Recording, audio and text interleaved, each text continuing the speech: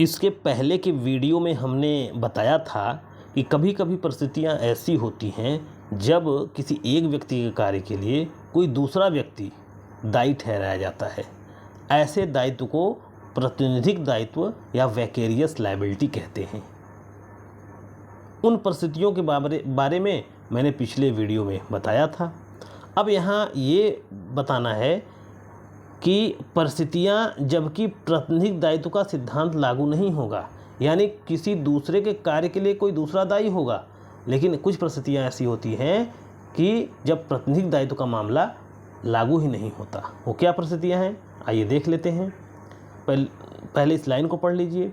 निम्नलिखित परिस्थितियों में सेवक के अपकृत्य के लिए स्वामी, अभिकर्ता के अपकृत्य के लिए प्रमुख और भागीदार के अपकृत्य के लिए फर्म प्रतिनिधिक रूप से जिम्मेदार नहीं होते। वो कौन सी परिस्थितियां हैं? उधार का मामला, स्वामी ने सेवक को किसी को उधार दिया है। जब सेवक कोई निजी कार्य करे, या तीसरी परिस्थिति क्या है? तीसरी परिस्थिति है विधिक बाध्यता के अंतर्गत नियुक्त सेवक। ये तीन परिस्थितियां ऐसी हैं जब प्रतिनिधिक दायित्व का सिद्धांत लागू नहीं होता। आइए इनको अलग अलग देखते हैं, समझते हैं इनको कैसे ये कार्य करता है। जब पहला है जब स्वामी ने सेवक को उधार दिया हो।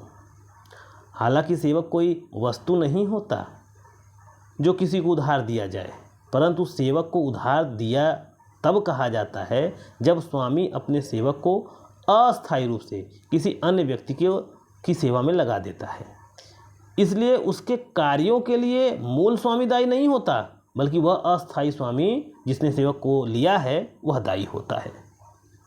आइए इसको एक उदाहरण से भी देखेंगे।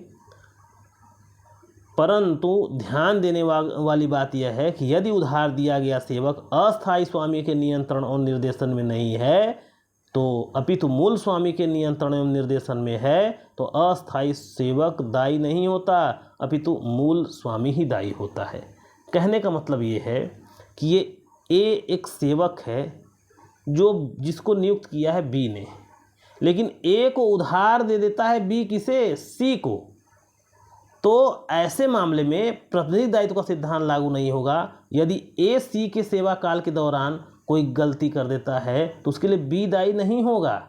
यहाँ प्रतिनिधिक दायित्व का सिद्धांत नहीं लागू होगा। क्यों? क्योंकि बी ने अपने सेवक को सी को उधार दिया है। लेकिन अगर ए के ऊपर नियंत्रण बिल्कुल सी का नहीं है बल्कि बी का ही बना हुआ है, तब प्रतिनिधिक दायित्व का सिद्धांत लागू होगा। आइए इसको एक उदाहरण से समझ लेते हैं। एक केस था Mersey docks and harbour board versus Coggins and Griffith.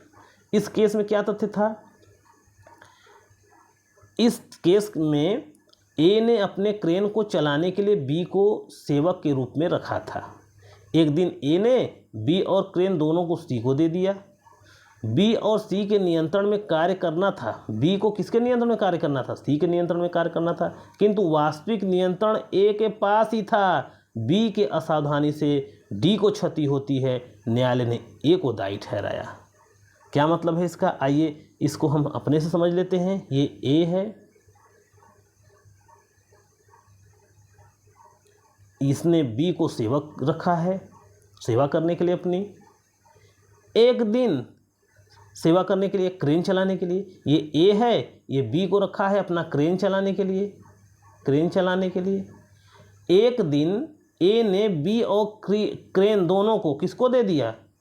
सी को दे दिया और कहा कि जो सी कहे उनका काम पूरा कर दो। लेकिन कार्य करने का तरीका और नियंत्रण ए ने अपने पास ही रखा था। एक दिन बी ने क्रेन से एक डी नामक व्यक्ति को नुकसान पहुंचा दिया। न्यायालय ने इस मामले में कहा ए दायी है। भाई उधार दिया था तब क्यों दायी है? कारण ये है कि इसने नियंत्रण अभी भी अपने पास, वास्तविक नियंत्रण अभी भी अपने पास रखा था। आगे आइए देखते हैं। सेवक के निजी कार्य के दौरान हुए अपकृत्य। भाई सेवक मालिक का कार्य करता है, साथ ही साथ कुछ अपने भी कार्य करता है, वो निजी कार्य भी करता है। तो मालिक अपने कार्य के लिए दायी होगा कि सेवक के निजी कार्य के लिए दायी होगा? जी, मालिक अपने नियोजन काल के दौरान अगर कोई क्षति करता है सेवक, तो उस कार्य के लिए दायी होता है। ठीक है। जैसे अब देखिए इस लाइन को पढ़िए, यदि सेवक द्वारा किया गया कार्य निजी कार्य है और स्वामी के कार्य से उसका कोई संबंध नहीं है, वह कार्य नियोजन के अनुक्रम से बाहर होगा और उसके लिए दायी सेवक खुद होगा, न कि कौन? मालिक होगा। इसको एक उदाहरण से समझिए। आइए देखते हैं।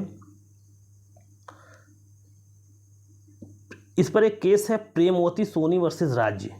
प्रेमवती सोनी वर्सेस राज्य के मामले में प्रर्थनी राज्य सरकार के एक जीप का चालक था। जो प्रत्यर्थी था, यानी जो विरोधी था, जो प्रतिवादी था, वह राज्य सरकार के जीप का एक चालक था, यानी राज्य सरकार के जीप का एक ड्राइवर था।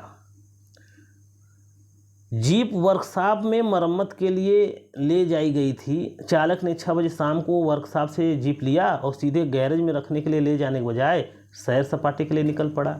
मार्ग में उसने क्रीड़ा कौतूल करने वालों को भी बैठा लिया, मज़े लेने के लिए और लोगों को उसमें बैठा लिया। ऐसा प्रतीत होता था कि वह मदिरा पान किए हुए था और जीप एक दूरी सूचक खंभे से टकराकर एक गड्ढे में गिर गई। परिणाम स्वरूप जीप में बैठे हुए 5 व्यक्तियों को गंभीर चोटें आई, जिनमें 2 व्यक्ति की घटना के दूसरे दिन मृत्यु हो गई। यह अभी निर्धारित किया गया कि इसमें संदेह नहीं कि यद्यपि वर्कशॉप प्रत्यर्थी द्वारा जीप को लाने का कार्य उसका नियोजन में था, किंतु उसका सैर सपाटे पर जाने का कार्य उसका अपना निजी कार्य था। ठीक है। उसके कार्य के लिए वह स्वयं जिम्मेदार होगा। तो ये लाइन आपको संभवतः समझ में आ गई होगी। अगला है विधिक बाध्यता के अंतर्गत नियुक्त सेवक। कभी कभी नियुक्त जो सेवक होते हैं वो विधिक बाध्यता के अंतर्गत होते हैं, लीगल लाइबिलिटी के अंतर्गत होते हैं। अब इस लाइन को पढ़िए तो आपको समझ में आएगा। स्वामी वहाँ सेवक के कार्य के लिए दायी नहीं होता जहाँ वह सेवक की नियुक्ति किसी विधिक आदेश या बाध्यता के अधीन करता है, क्योंकि ऐसी परिस्थिति में यह अवधारणा की जाती है कि सेवक को स्वामी ने स्वेच्छा से नहीं रखा है। आइए